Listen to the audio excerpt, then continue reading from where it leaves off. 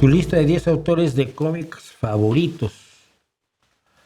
A ver, rápido, vamos a hacer lista de autores de cómics favoritos. Me preguntaron sobre el cómic, sobre mis cómics favoritos, sobre mis creadores de cómics favoritos. Muchas personas hablan de creadores de cómic cuando en lo que hablan es en realidad de creadores de novela gráfica, que yo creo que son cosas distintas.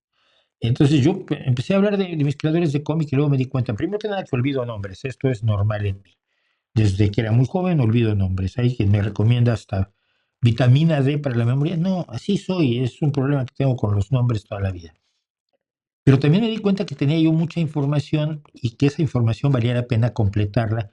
Y estaba yo un poco delirante en ese momento y entonces pues voy a repetir lo que contesté, ampliándolo porque creo que vale la pena. Y empiezo con algo que no comenté. Yo aprendí a leer leyendo cómics del Pato Donald, de Walt Disney en general, pero sobre todo del Pato Donald, porque había cómics absolutamente apasionantes. El tío, que en España es el tío Gilito y en México es el tío Rico Mac Pato, se llevaba a Donald y a sus sobrinos a aventuras maravillosas en tierras desconocidas, iban a la Atlántida, encontraban un sitio de incas que nunca habían entrado en contacto con la civilización, o con lo que llamamos civilización, con otra civilización, si gustan. Era una imaginación delirante con un dibujo extraordinario el de Karl Barks. Karl Barks hizo todo esto sin que le hicieran mucho caso durante muchísimos años hasta que la gente empezó a interesarse por él porque efectivamente la calidad de su dibujo y de sus guiones eran maravillosos y lo rescataron y llegó a vivir grandes homenajes. Aquí ya le hicimos un homenaje a Karl Barks en este canal muy merecido. Bueno, de los cómics, y no voy en orden de cómo los fui leyendo a lo largo de mi vida porque sería un lío, tengo que mencionar a los Cuatro Fantásticos que hicieron Stan Lee y Jack Kirby. Y por supuesto mencionaba yo al Hombre Araña, Spider-Man. No le digan Spider-Man. Si van a decirle en español, díganle Hombre Araña. Y si no, le dicen Spider-Man, que es en inglés. Spider-Man no existe. Que fue una creación también de Stan Lee y de Steve Ditko, aunque después entraron numerosísimos dibujantes a hacerlo, sobre todo John Romita, que fue el que más consolidó la estética del personaje. Pero para nosotros significó algo muy importante. Yo me acuerdo, yo tuve el primer número en español, obviamente, de El Hombre Araña. Y lo que descubrimos ahí es que era el primer superhéroe que no era súper, que no era, tenía todos los poderes del mundo y todo le iba bien y cuando algo de kriptonita y cosas por el estilo, pero no ganaba todas. No, era un adolescente con problemas, que tenía dificultades en la escuela, que la novia, que la tía, que el tío que murió por su culpa, y todo esto te identificabas tú con Spider-Man, decías, eso es maravilloso, es un superhéroe como yo, porque Superman y Batman y todos los demás no te podías identificar con ellos enormemente. Muy curiosamente también cuando era niño leí mucho un cómic que era con una personaje que era la pequeña Lulu, Little Lulu, y que hacía una dibujante estadounidense que se firmaba como Marge y se llamaba Marjorie Henderson Bull, y que tuvo verdaderos logros maravillosos con su cómic de la pequeña Lulu, que tenía sus enemigos que eran dos chicos, Toby y Fito, fíjense, me acuerdo, y, y, y que eran amigos, pero enemigos eran lo que ahora en inglés llaman frenemies, ¿no? Amigos enemigos todo el tiempo. También en el terreno de las mujeres hubo un sargento Chiricuto, más que cómics, llegó a tener cómics, pero empezó como tira cómica para rellenar páginas en las traducciones que hacía al español la industria del cómic, donde venía publicidad en Estados Unidos, pues en México nadie compraba publicidad en los cómics, entonces se rellenaba con este tipo de cosas. Yo sé que lo creó otra persona, pero fue Palmira Garza la que hizo maravillas con Chiricuto y con una serie de personajes, y creo que es la única dibujante mexicana que realmente destacó. Alguien que siempre me impresionó y me impresiona todavía hasta hoy cuando leo El Espíritu, del que soy enorme fan, cuando leo, por ejemplo, su análisis sobre cómo se han refutado los protocolos de los sabios de Sion y sin embargo siguen volviendo, que es un cómic brutal, es Will Eisner. Will Eisner está considerado uno de los grandes maestros, creo que el premio más importante de cómic de Estados Unidos lleva su nombre. Y hay una historia curiosa porque en el Spirit, espero estar ilustrando todo esto ahora, en el Spirit tenía un personaje que era el ayudante del Spirit, que era negro, un chico negro, eh, dibujado con estereotipos que eran válidos, eran comunes en la época.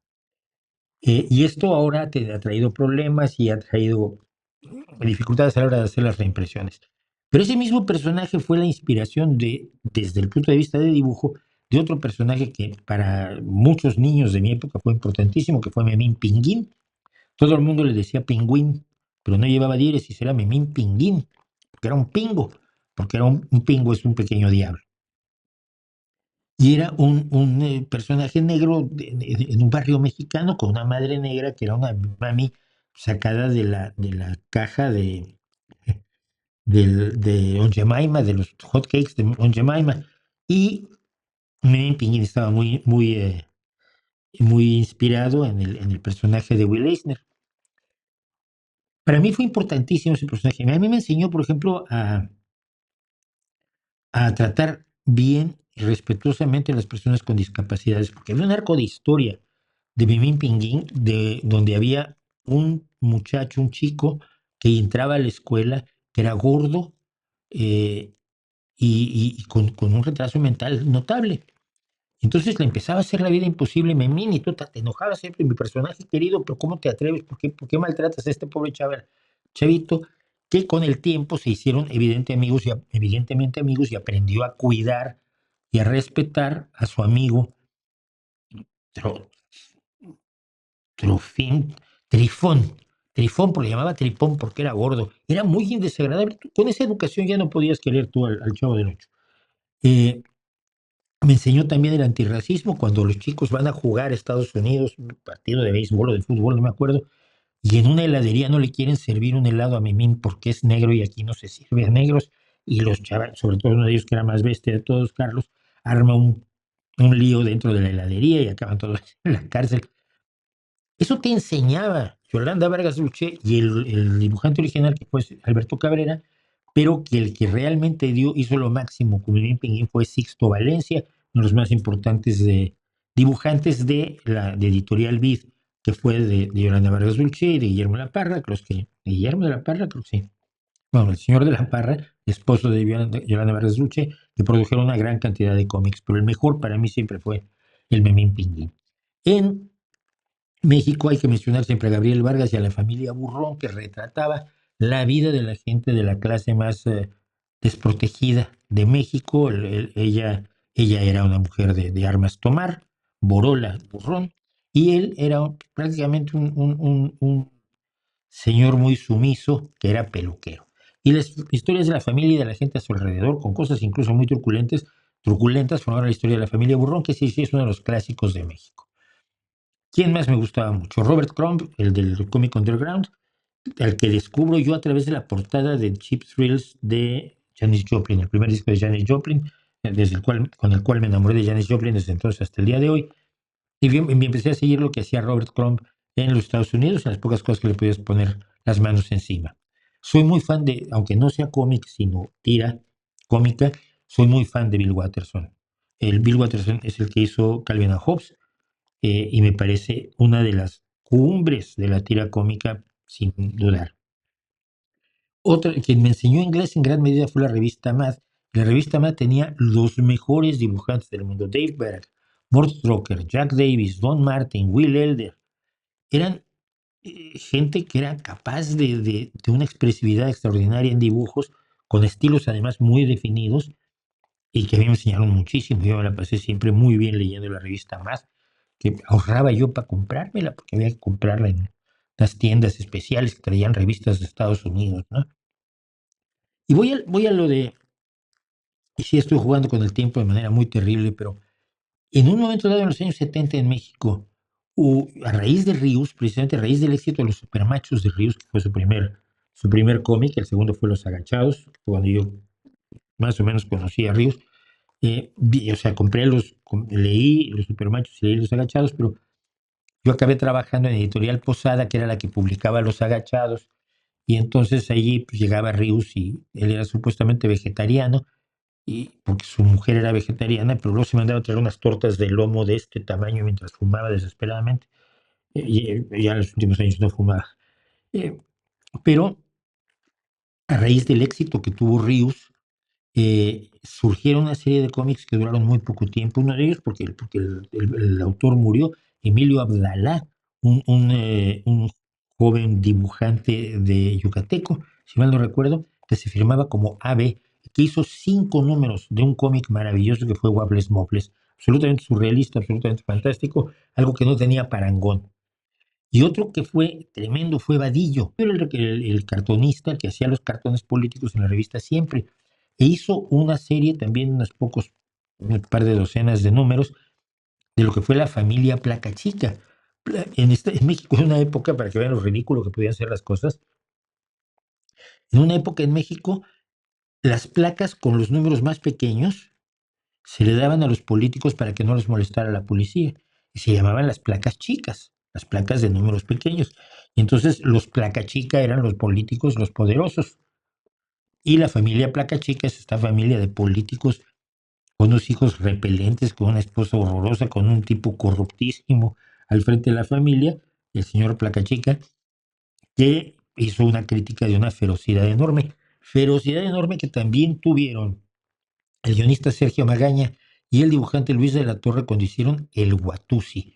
El Watusi fue un fenómeno de cómic rarísimo en México, debe haber salido a principios del 68, porque hicieron un número especial sobre el 68. Por aquel entonces también, por ejemplo, Abdalá AB, yo lo recuerdo, trabajaba en La Garrapata con Helio Flores y otros dibujantes, haciendo más que cómic, muchas veces cartón político, pero Sergio Magaña y Luis de la Torre hicieron un personaje que era una especie de el hippie de barrio mexicano, que luego inspiraría un montón de cosas.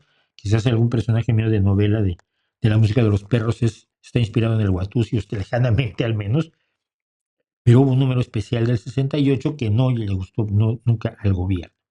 Y hablando de gente espectacular, rara en México, tengo que mencionar a Daniel Muñoz Martínez, un hombre que era panadero pero soñaba con escribir.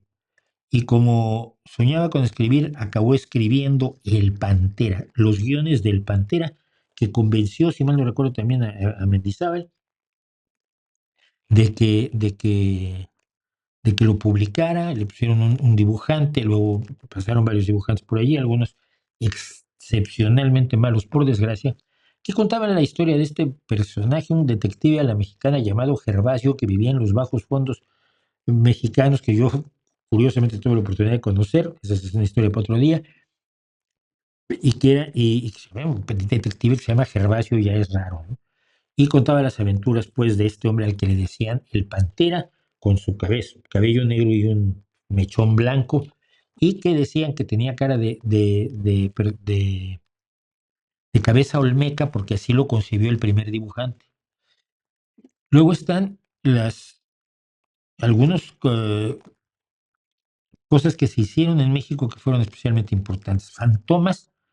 Se tomó de los folletines de Fantomas en Francia, se tomó el nombre y se creó La Amenaza Elegante, un ladrón internacional, pero de izquierda, pero que hacía el bien y solo robaba a los que merecían que les robaran.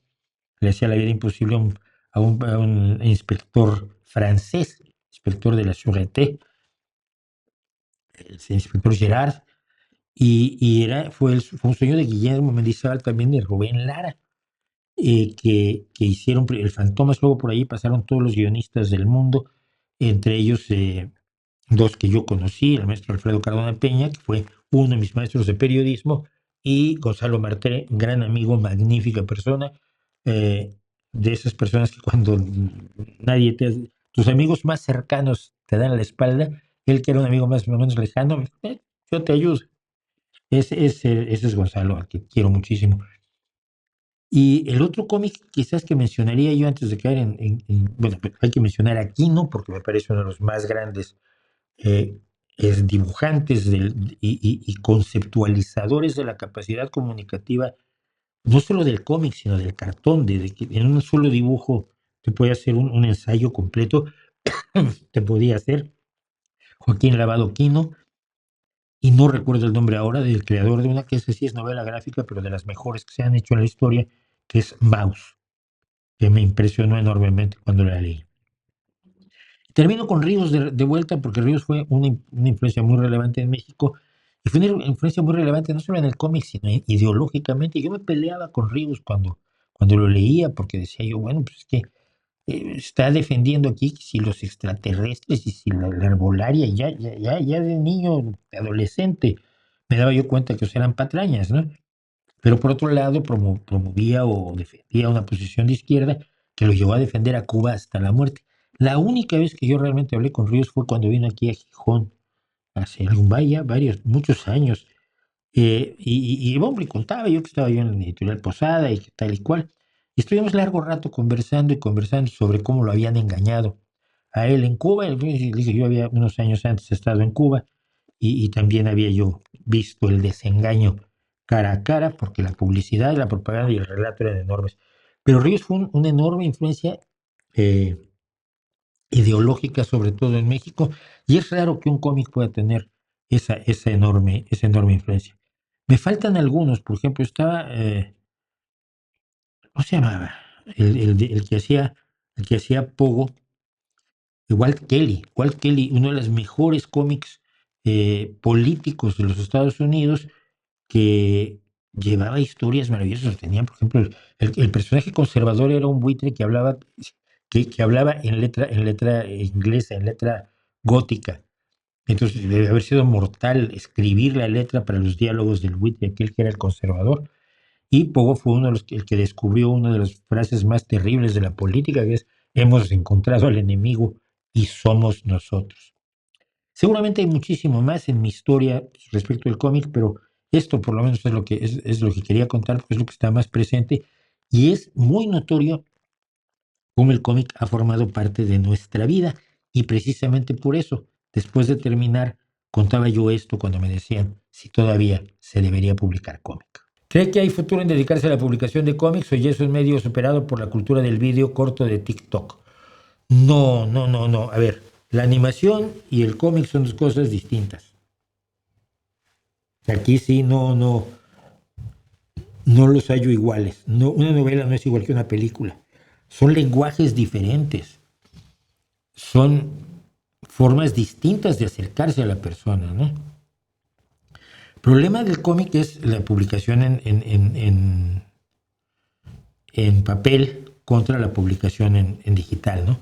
La publicación en digital mata al libro y, y, pero yo creo que hay que publicar muchos cómics. Yo creo que hay gente que tiene cómics en la cabeza, que tiene que contar con historias, con personajes enriquecedores. Yo solo vi el cómic mexicano, estadounidense y británico, por ejemplo, ¿no? Y aún así, por ejemplo, Chanok era una de las cosas que más me gustaba en el mundo. No me acuerdo ni siquiera quién la dibujaba. Pero hay cosas que recuerdo vivamente cuando los Globetrotters fueron a jugar baloncesto de los caníbales. Era una cosa maravillosa. Chanok era la repera.